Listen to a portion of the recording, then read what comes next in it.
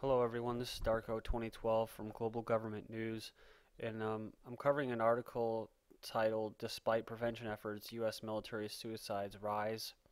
And there was similar studies and research done, and they found similar results last year as far as our soldiers are concerned and their suicide rate.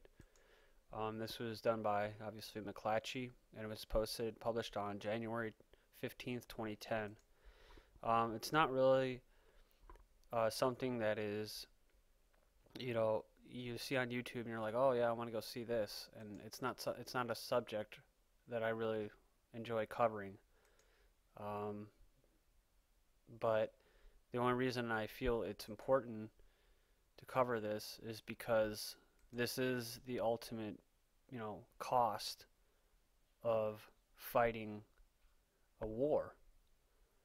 And no matter how much crap people want to say as far as, back here in America, where they don't have bullets flying over their head, where they don't have to drive and worry about being blown up, um, the war is outside of the average American's perception of things. So it's not really going on to them.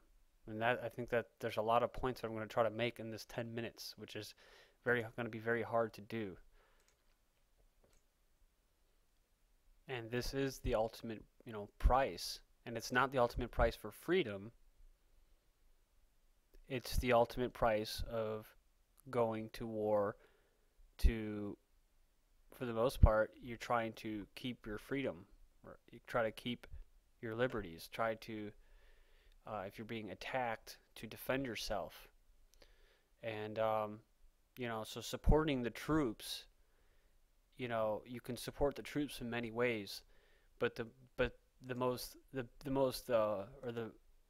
best way to support the troops is not by just slapping a fucking sticker on the back of your car and saying I support the troops. By supporting the criminals in Washington who sign, $646 billion, defense spending bill.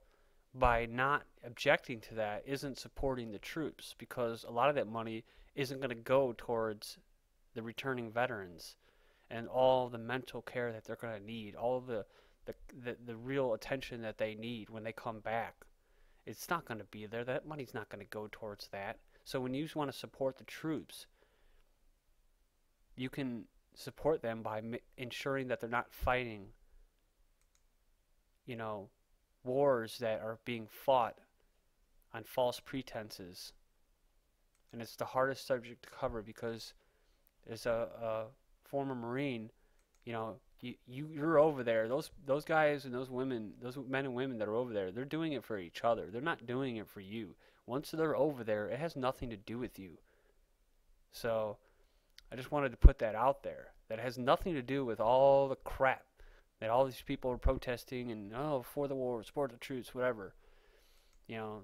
My brother is over there for the third time now, or I'm sorry, the second time now in Iraq, and he tells me, he goes, this is how it is. We don't give a shit what the hell's going on back in America and what they're doing and what they think about the war on terror. To them, they're just fighting to keep themselves alive.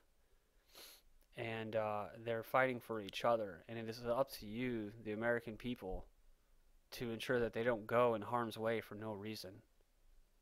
And that's a very hard thing to say, for no reason, because there is no reason for them to be over there.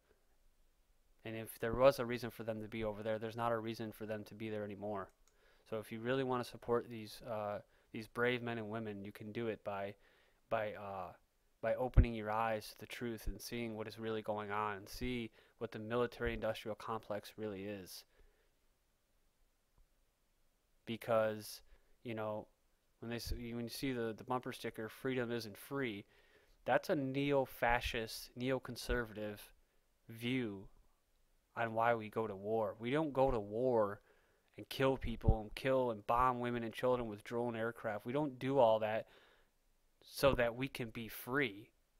Because whenever that happens, statistically, throughout history, we lose more freedom. For all the wars that we have fought, besides the Revolutionary War, after that, every war that we fought, Vietnam, Korea, the World Wars, Iraq, we have lost more freedom. As a result, this war on terror, we've lost whatever the biggest chunk of freedom we've lost because of the war on terror. And so when I get into these suicide rates, military suicide, this isn't like World War II.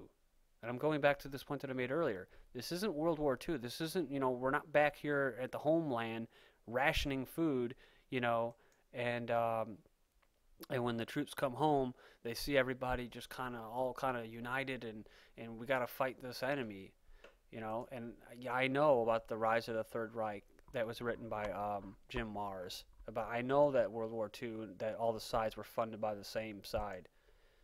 So I understand that, but I'm just speaking to break it down, to make it simple so that everybody can understand. Is that it's not like World War II. So when troops go over there to Iraq and wherever, and they come back, they see that nobody cares.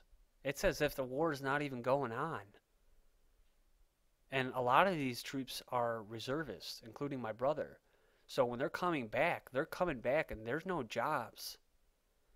Like a year after, I was reading in this article, a guy comes back a year after a Marine and hangs himself. And because they have no one to talk to. They have no one to talk to because a lot of people now, I hate to say it, my fellow Americans, are just asleep at the wheel. They don't want to know what's going on. They just want to watch TV. They want to watch football. They want to listen to the crap that every day, the stupid little stories, whether it's Tiger Woods, whether it's whatever, Michael Jackson, whatever. It's Jay Leno now. It's constant distracting from what is really going on. And so when these troops come back thinking that they did something, that they had to do, and then they come back and they're not really even appreciative. People aren't even really appreciative of what they do. And I'm not saying that you have to get down on your knees and suck them off, when they come home. You just have to, if you really want to care about them, just be open to them. Don't push them when they come home. Don't ask them a million freaking questions, because that's what my brother did when he came home from Christmas. He avoided an entire family event because he didn't want to be asked a million questions. So I guess the biggest point that I can make in this video is quit asking these veterans, these people that come home, questions. Just leave them alone. Quit trying to relate to them. You're not helping them by trying to show your pity for them, because that's all you're doing. You're showing pity. And they don't like that. The best thing you can do is wake up and quit being distracted by bullshit, and support them by making sure that they're not going and killing all these people for nothing. So that's my main point. And it says here, there does not appear to be any scientific correlation between the number of deployments and those that are at risk. But I am just hard-pressed to believe that that's not the case, Mullen said. So he's saying that there is no correlation between these Army soldiers and Marines going over there for 2-3 duties at a time. I mean, I'm telling you, people, dude, I got out in 2004, and when I got out, man, if I were to go back in now, just looking at the way the military is, you're being deployed somewhere. And as a Marine, I'm, whatever, I'm a devil dog. I'll go wherever you need me to go. But it's going back to, it's our responsibility to make sure that they're not going places that they shouldn't be going to. But you have all these reservists who don't have much training, and they're sending them over there for over a year at a time. 3 times. They didn't even do that in World War II, guys. Come on. No wonder why they're having mental issues. And the last thing I want to say, as a former Marine as well, is that there's a lot of mind control that goes on. And, a part of the mind control is that is your duty when you're in the military, and that is everything.